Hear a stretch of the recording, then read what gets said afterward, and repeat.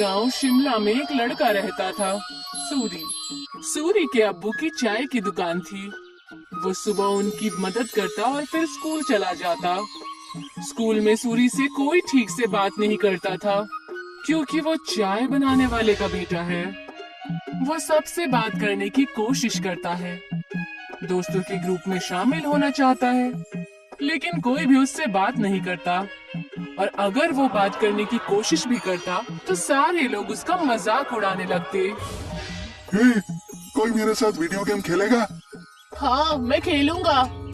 अरे चाय बनाने के लिए नहीं, गेम खेलने के लिए बुला रहा हूँ, तू रहने दे। सूरी को बहुत बुरा लगता है। वो घर आते ही मुंह फुलाकर बैठ जाता है। सूरी के अब्बू ये देखते हैं और उसके लिए खाना लेकर आते हैं। अरे क्या हुआ सूरी, तू मायूस क्यों है आज? ले खाना खा ले, तुझे अच्छा लगेगा, ले। पापा, कोई और काम क्यों नहीं करते? आपको इतने सारे कामों में से यही काम मिला। चाय बनाने में क्या बुराई है? दिन में सबसे ज्यादा लोग इसी के बारे में सोचते हैं। नहीं, मेरे दोस्त तो मजाक उड़ाते हैं, मुझे अपने साथ खेलने में भी शामिल नहीं करते। बोलो कौन सा खेल खेलना है, अभी खेलते हैं। आपके साथ नहीं, उनके साथ खेलना है। ये कहकर वो वहाँ से चला जाता है बिना खाना खाए। सूरी के अब्बू को ये देखकर बहुत बुरा लगता है कि उनकी वजह से उनके बच्चे के दोस्त बहुत दूर जा रहे हैं। उसके पिताजी चाय बनाने के साथ दूसरा काम भी ढूंढने लगते हैं। वहीं स्कूल में बच्चों को ट्रिप पर ले जाने का प्रोग्राम बनता है। कुछ दिन बाद आप सभी बच्चों को एक जंगल ट्रिप पर ले जाया जाएगा। सभी बच्चे उसी तैयारी के साथ आएंगे। सारे बच्चे खुश हो जाते हैं। सूरी घर आकर ये बात अपने अब्बू को बताता है।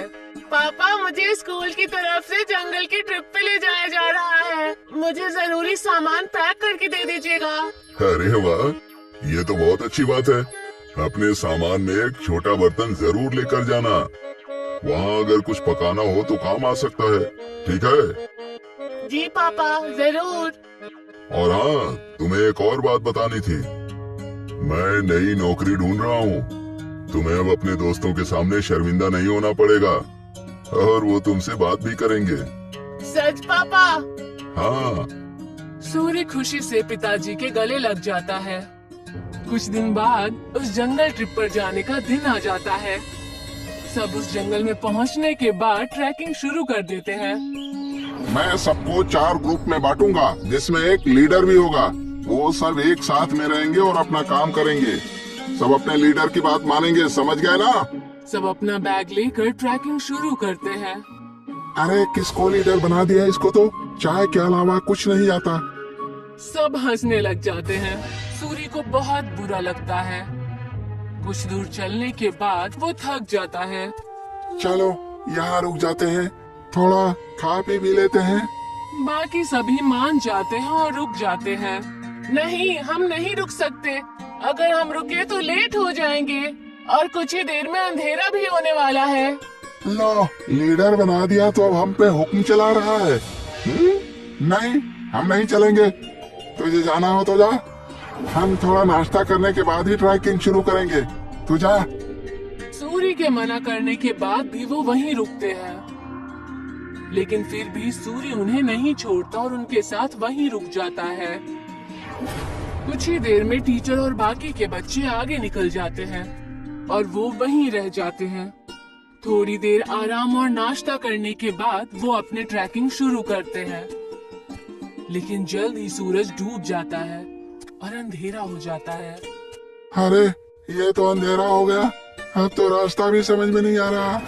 बाकी बच्चे भी डरने लग जाते हैं। कुछ ही वक्त में ऐसा मोड़ आ जाता है जहाँ से रास्ता पता करना मुश्किल हो जाता है और उन्हें वहीं ठहरना पड़ता है।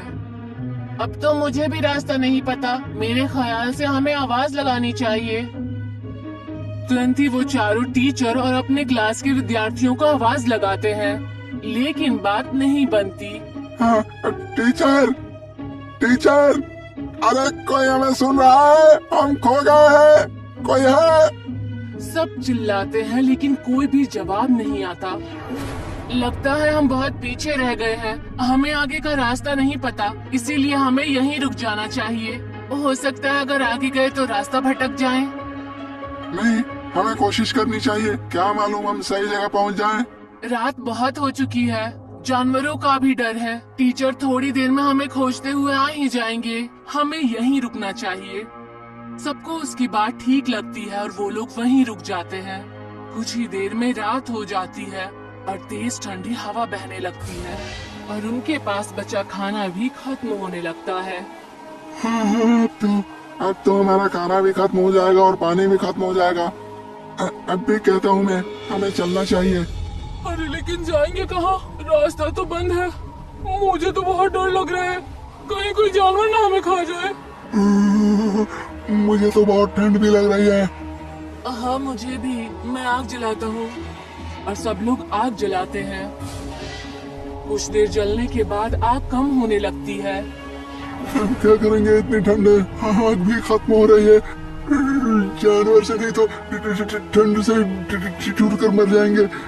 सूर्य कुछ सोचता है और कहता है, मेरे पास एक आइडिया है। मेरे पास बर्तन और चाय की पत्ती रखी हुई है बैग में। वो आग बुझने के बाद तक गर्म रहेगी तो हमें भी गर्म रखेगी। सूर्य तुरंत वो बर्तन निकालता है और सब उसे अपना पानी दे देते हैं, लेकिन फिर भी पानी कम पड़ता है। वहीं पास में जमीन पर बर्फ पड़ी होती है। वो उसे उठा लेता है। जैसे ही काली चाय बनती है, आग खत्म हो जाती है। सबको बहुत अच्छा लगता है। उसे पीने के बाद सब तारीफ भी करते हैं, लेकिन अयन सिर्फ चुपचाप चाय पीता है। कुछ ही देर में उन्हें पत्तियों की आवाज आती है और वो अपने पीछे की तरफ देखते हैं। वो देखते हैं कि उनके टीचर आ रहे हैं। सब राहत की सांस लेते हैं। कैंप में पहुंचने के बाद जब टीचर उनकी तारीफें करते हैं तो अयन कहता है कि वो महफूज उनके लीडर सूरी की वजह से है।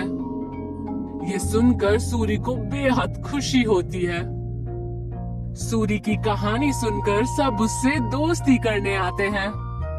अगर आज सूरी को चाय बनानी नहीं आती तो शायद सब उसके दोस्त नहीं बनते। आज पहली बार उसे चाय वाला होने पर खुशी हो रही थी। अगले दिन वो खुशी खुशी अपने पिताजी के पास गया और उन्हें सारी बातें बता दी। अरे ये तो बहुत खुशी की बात है।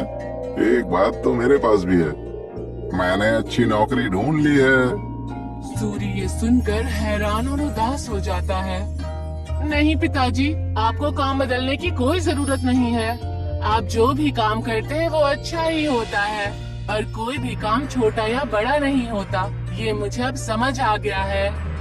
सूरी के पिता ये सुनकर खुश हो जाते हैं और अगले दिन वो खुशी खुशी अपनी दुकान में अपने अब्बू की मदद करने लगा।